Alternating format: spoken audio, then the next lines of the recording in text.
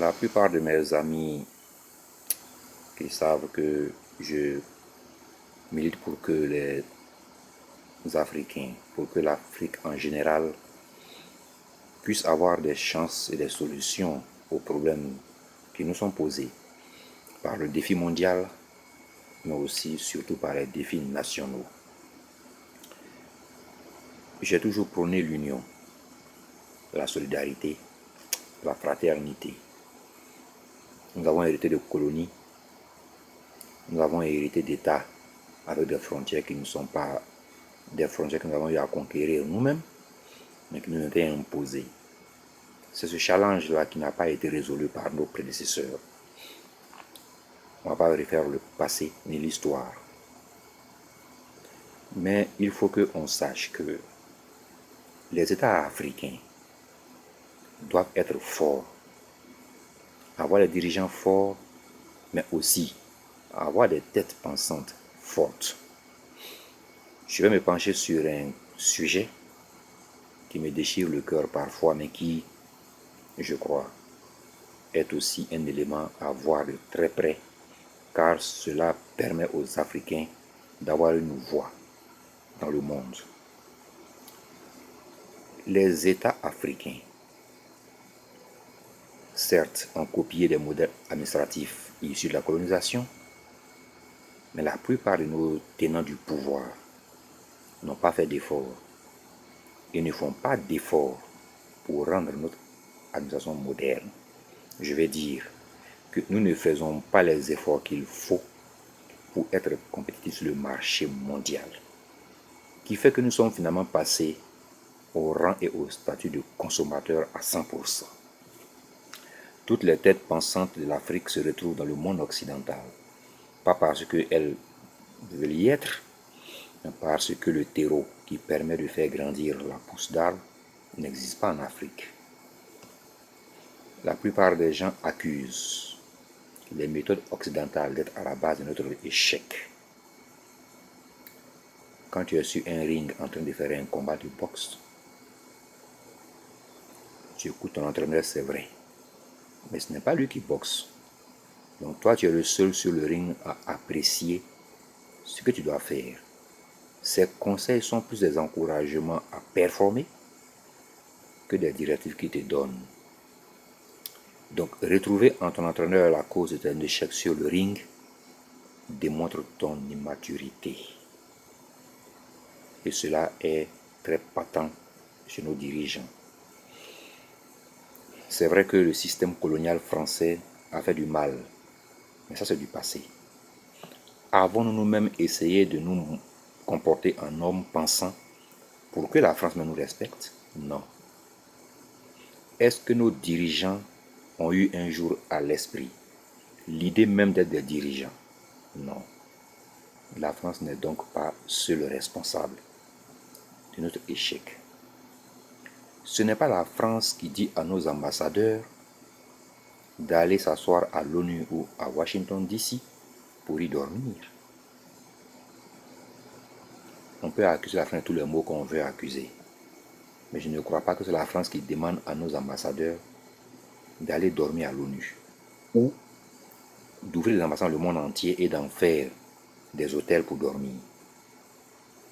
Je crois qu'une ambassade représente le chef de l'État dans ce pays. Donc on ne nomme pas des ambassadeurs par complaisance, mais on nomme des êtres humains qui ont les qualités d'apporter à leur pays la plus-value que leur offrent les pays dans lesquels ils installent leur ambassade. Si je négocie avec la Chine une ouverture d'ambassade, je ne vais pas envoyer quelqu'un qui va aller pour visiter la grande muraille de Chine. Non. Je l'envoie et je le renforce parce que la Chine est devenue un pays, sur le plan commercial, le plus géant. Donc, j'envoie des êtres humains, des citoyens de mon pays, en Chine, pour qu'ils m'apportent la plus-value que m'apporte la Chine, c'est-à-dire les contrats commerciaux.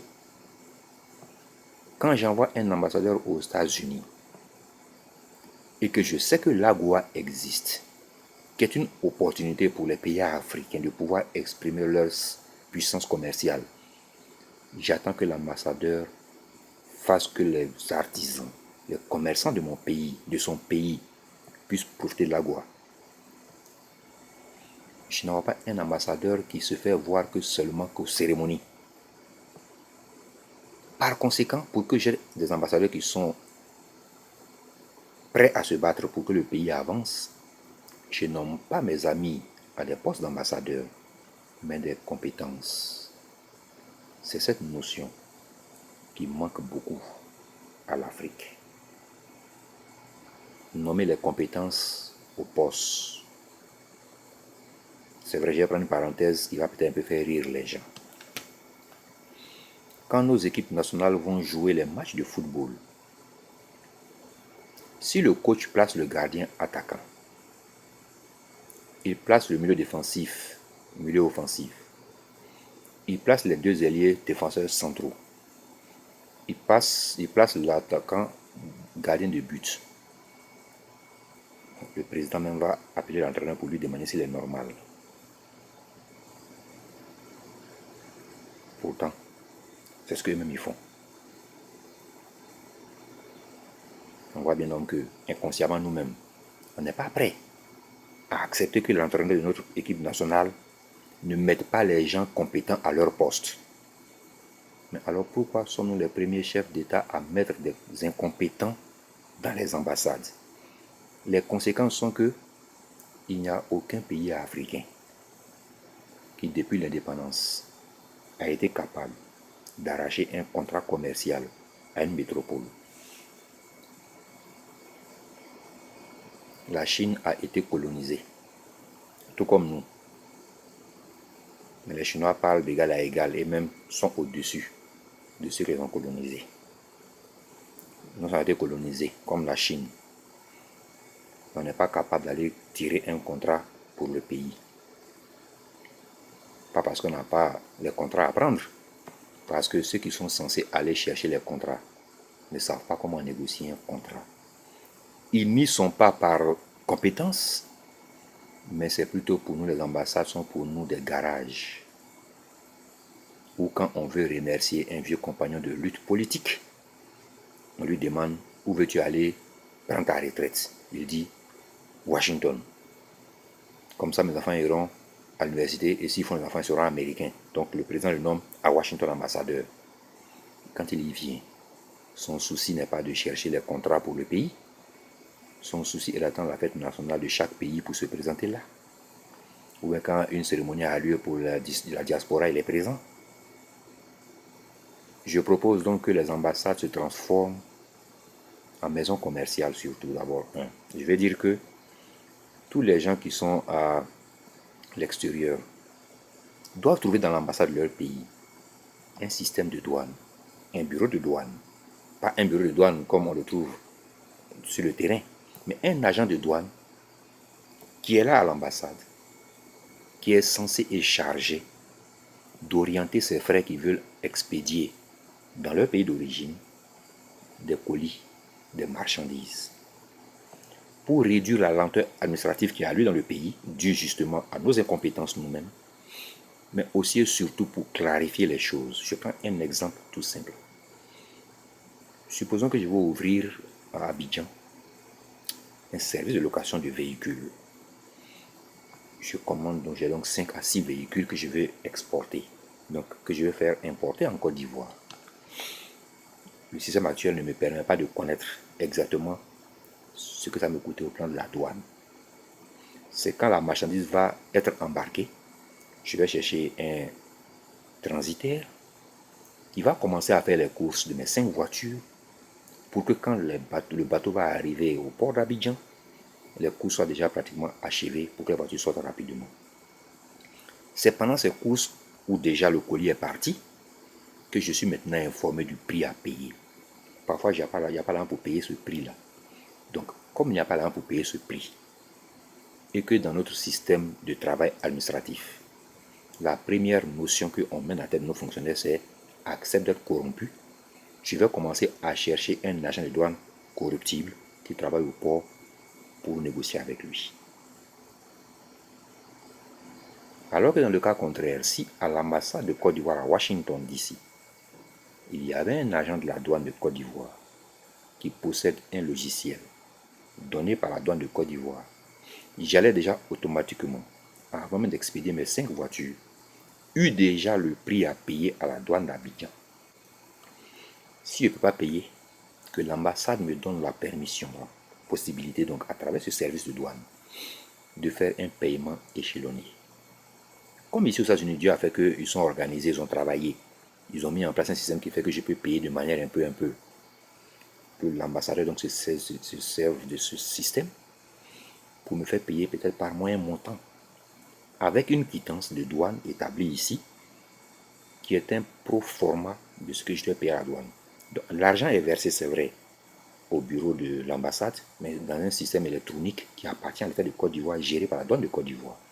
Donc quand je fais mes paiements, on m'oriente sur une banque, bien sûr, où je fais mes paiements qui se trouve en Côte d'Ivoire et géré par la douane de Côte d'Ivoire.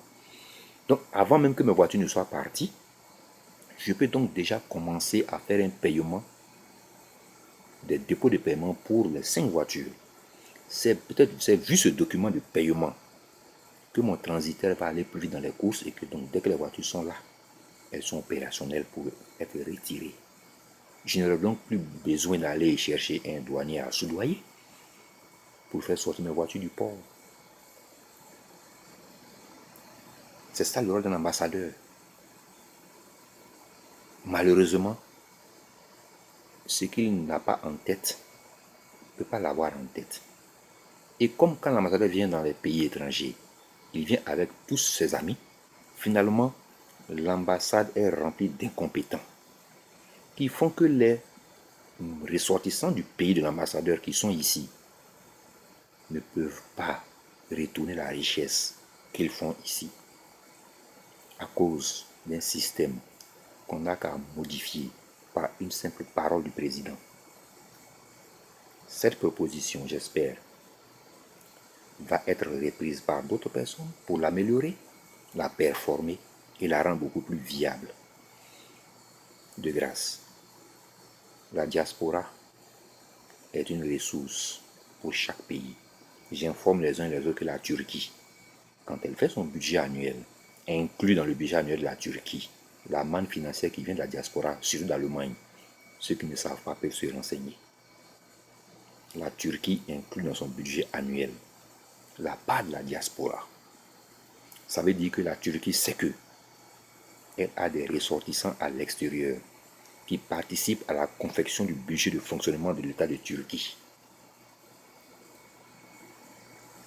Qu'est-ce qui empêche les pays d'Afrique de faire pareil? Ce qui les empêche de faire pareil, c'est que l'ambassadeur qui sera nommé là où ils sont ne sera pas un ambassadeur de métier, de personne qui va mettre en place le système. Ça sera juste l'hôtel de retraite d'un compagnon de lutte du président. Par conséquent, les gens de la diaspora doivent se battre comme ils peuvent pour faire partir la richesse en Afrique. Certains se découragent après 1 ou 2 voyages à cause du système qui est trop lourd. Ce n'est pas eux qui perdent, c'est l'État des Africains qui perd, puisque les parents qui sont censés vivre de ce commerce, quand le frère arrête, eux aussi ils arrêtent et retournent dans la pauvreté, dans la misère, dans le non-emploi. Quand je dis je vais faire un service de location de voitures, on sait très bien que les voitures louées, le service sera fait par plusieurs personnes. Donc, je vais créer de l'emploi. Mais si je ne suis pas aidé et que ça m'énerve, parce que le système qu'on a mis en place est trop archaïque, ne veut pas évoluer, ne veut pas être moderne, je suis tenté de vendre les voitures et de me fermer la location de voitures. Donc je ferme le travail de 5 à 6 personnes qui en vivaient et qui pouvaient nourrir leur famille avec, et je les mets au chômage. L'État de Côte d'Ivoire, par exemple, embauche, de ce que je sais officiellement comme chiffre, environ 200 000 personnes. Sur 23 millions d'habitants, l'État public embauche 250 000 personnes. Faites le rapport. Mais ces 200 000 personnes se trouvent être capables de ronger 40% du budget de l'État. On voit donc bien que l'administration n'est pas efficace. Il faut donc la réduire en créant, en permettant de booster l'économie qui vient de l'extérieur, car la Côte d'Ivoire, comme beaucoup de pays africains, refusant donc de produire, ne vit que des importations en grande partie. Dans la prochaine vidéo, je vais expliquer plus en détail de comment moderniser l'administration pour qu'elle revienne moins chère à l'État et être beaucoup plus efficace, et de donc booster le secteur privé extérieur pour que les États africains puissent avoir de l'extérieur une source d'entrée d'argent qu'on ne va pas reverser au trésor français, mais qui va nous servir à nous. Merci.